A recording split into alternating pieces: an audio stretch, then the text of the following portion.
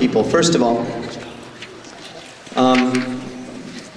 I've kind of created a new award. I hold license as the director to do that, and so this evening I'm going to issue what I call the Jazz Band MVP. Throughout the entire year, I've stressed with these students the importance of teamwork and the value of being part of a team, and I've used great analogies of basketball players and trades that were made in the NBA and how it's made an impact on one team and another team suddenly got really bad, even though the player that was traded to the other team had better stats.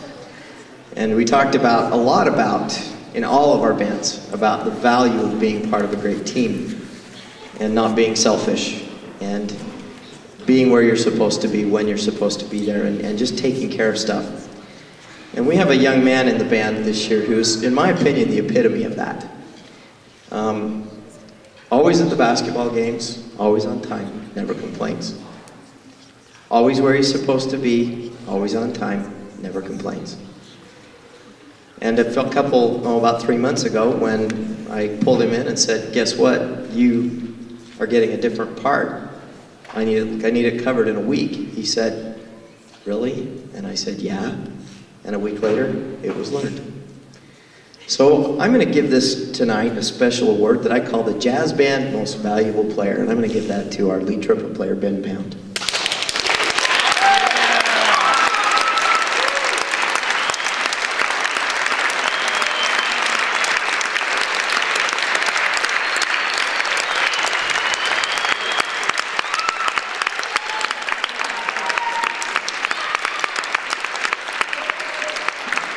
And you can see even as he comes up how modest he is about everything. It's great. And the one thing that's so nice about Ben is he's not soloing tonight on the concert, but he's a heck of a lead trumpet player. And I believe you're going to be playing next year somewhere, aren't you? You playing next year somewhere? And have they offered you anything? How much? About $800 to just go up and toot his trumpet up there at Utah State. So we have a lot of students actually up here tonight. Can I see by raising hands the students in the band who have been offered a music scholarship for next year at a college or university? Woo! Zach, get your hand up higher.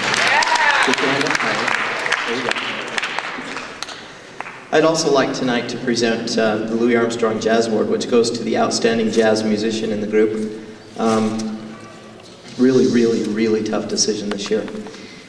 So after much thought and pondering and contemplation, I decided to look at the body of work, and we have one particular student in the group who has really taken to jazz music in a great way. 2-year member of the Utah State Jazz Band, this year is the lead tenor player, member of the Crescent Super Band that went back and performed at the Midwest Clinic this past December. So please help me in welcoming and recognizing Zach Christensen as our Louis Armstrong Jazz.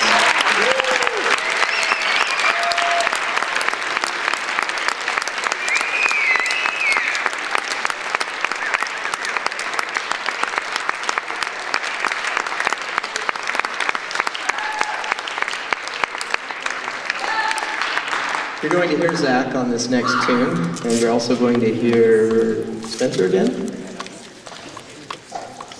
How are we doing, Peyton?